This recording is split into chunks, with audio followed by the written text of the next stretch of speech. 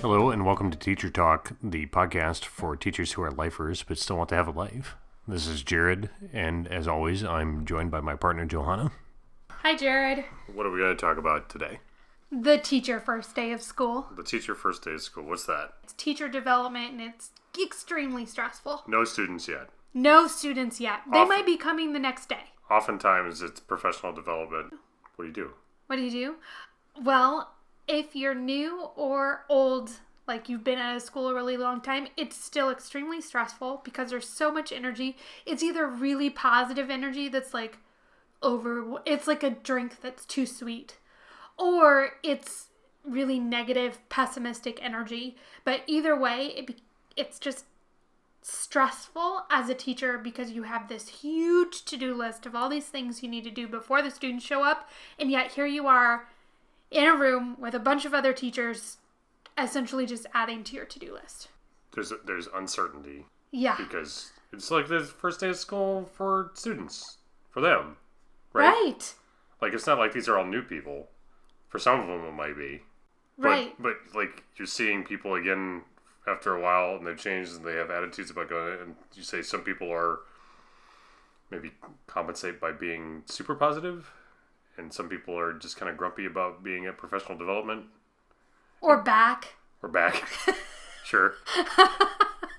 So, how do you purposefully navigate this? Okay, so I have 4 strategies I use so that my student first day of school is extremely successful and that teacher professional development is a good experience for me. Because don't lose sight of the goal, which is that this is for the students. Right. Professional development is a tool for the students, not an end in of itself. Right, but they will tell you like 20 times, well, we're doing this because it's best for kids. And it might be. It might be. But it's not an end. It's not. You're not trying to get points by correctly executing the PD stuff. Your goal is to have the student experience be the best. Right. And okay, so trick 1 is that since you're here, you have to be here, use this time to gain allies. Okay, what are allies? So allies are those people who have different skill sets than yourself, who will be resources for you as the school year gets hard.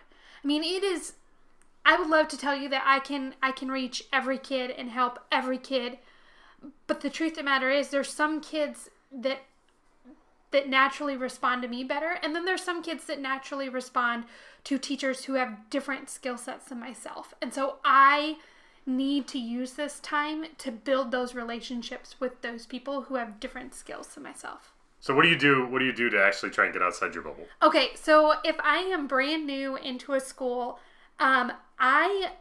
unless they've told me I have to sit somewhere, I start by just kind of observing the room.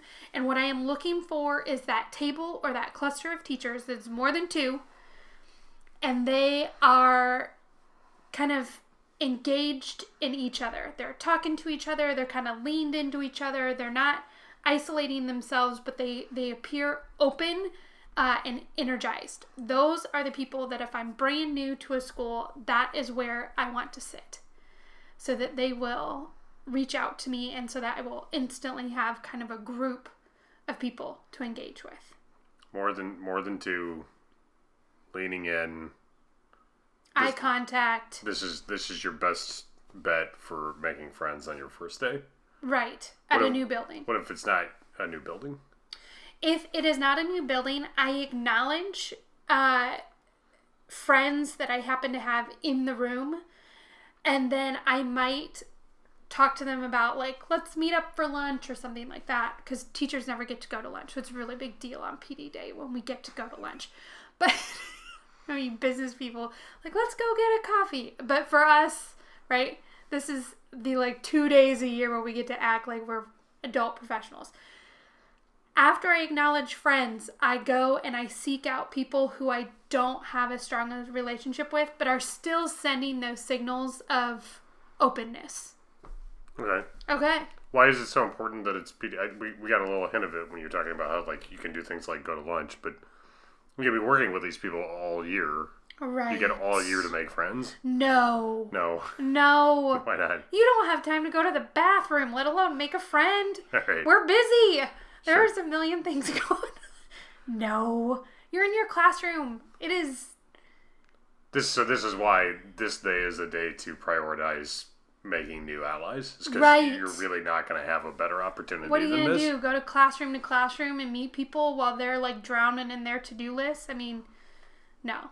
Now is the time to make friends. So, we all like making friends. Well, yes. We should probably just have social day for the teachers on the first day of school so they can make friends and allies. Does anything else happen on professional development day, or you just hang out like it's a mixer and like have ice cream and dance?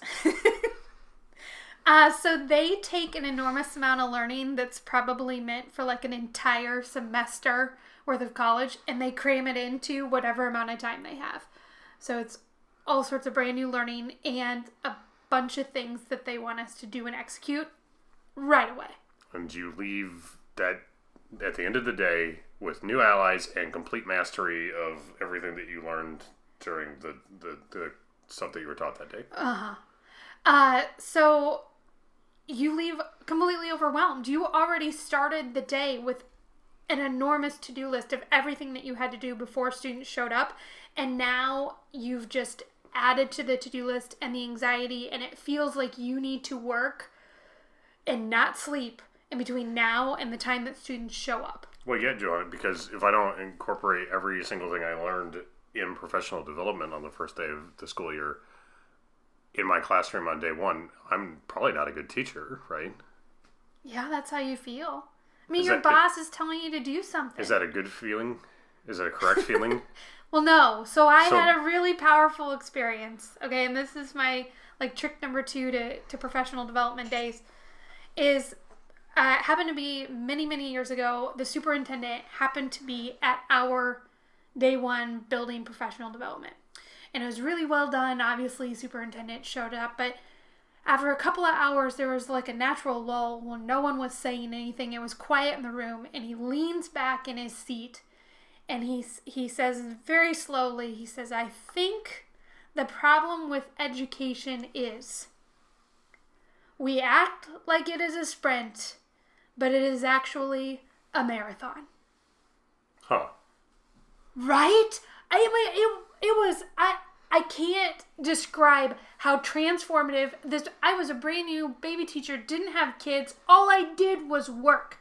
I worked. And that first week of school, I probably had been working 50, 60-hour weeks before contract even started. And now I'm working an 80-hour week because students are coming. And it was like, I can't do this for the rest of my life if I am constantly sprinting when instead it's a marathon. Right, because you die.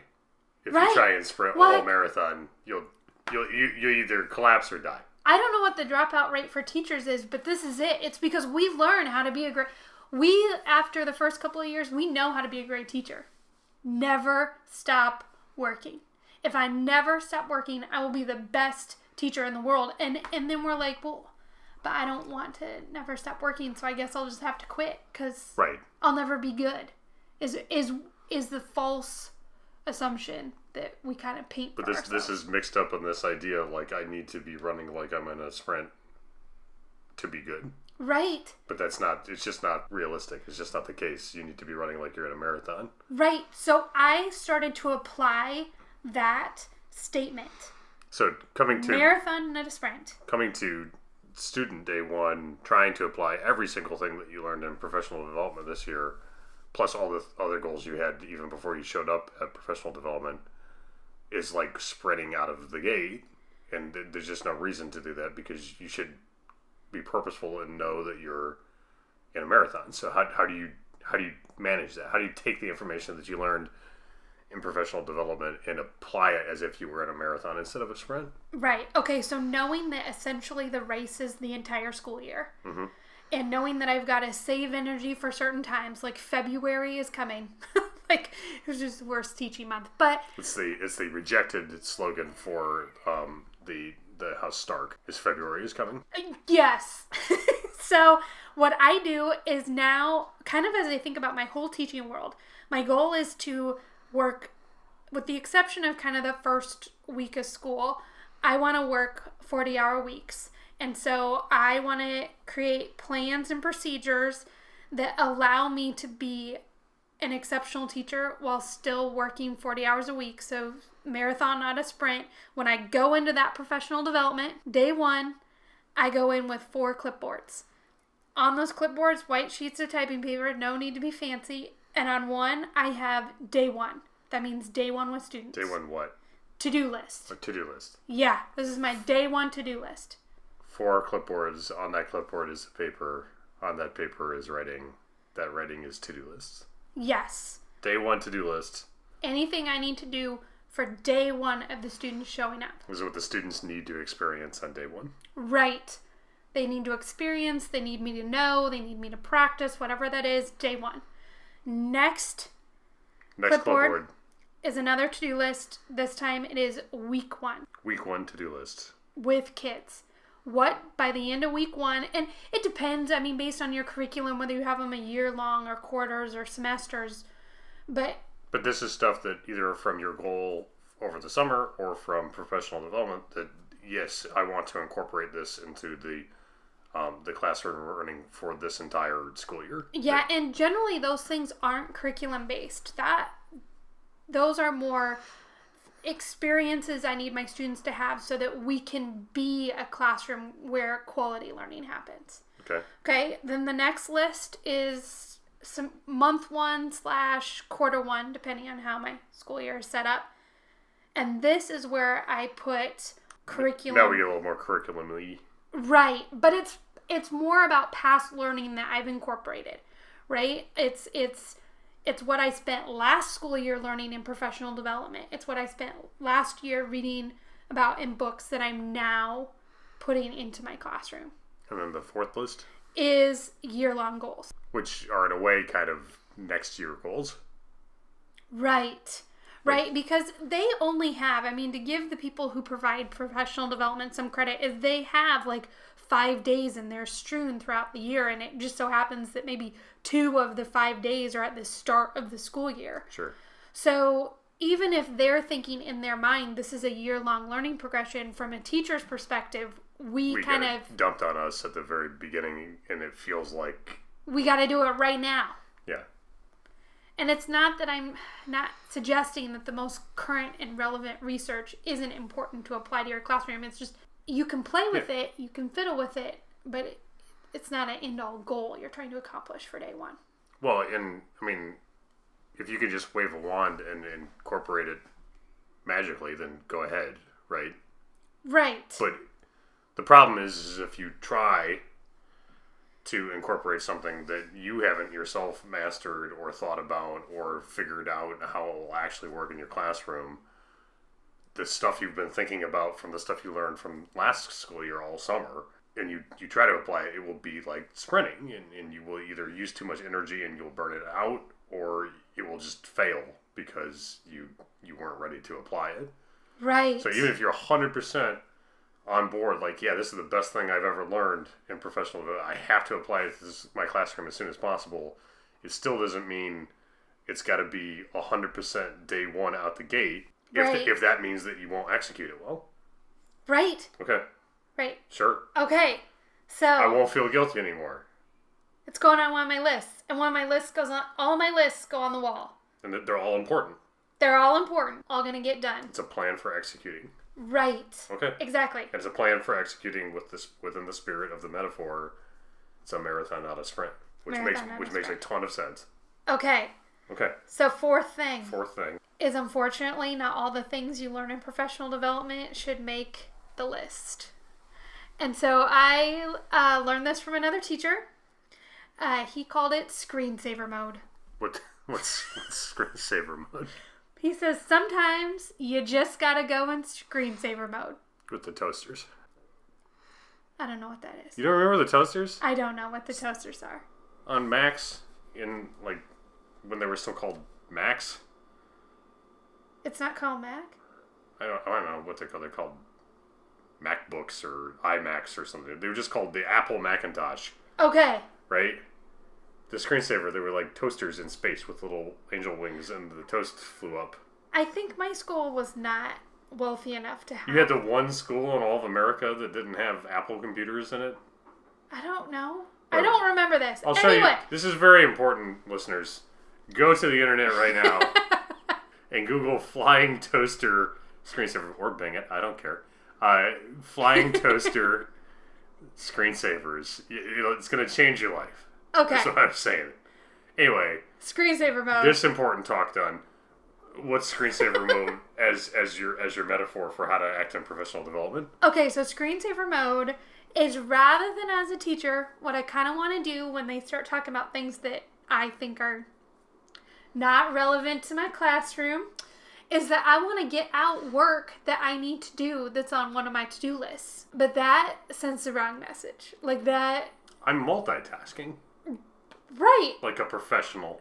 Right. Except what I'm instead doing is I'm sending a signal to everyone around me that what is happening and what is going on is not important. And so therefore, if they're the one presenting, they're also not important. And that I am not a team player, when in actuality, there will be times later on in the year where I need them to be on my team. And so multitasking is no bueno. In business, when we want to multitask, to avoid sending that false impression, like the brown paper bag of business meetings.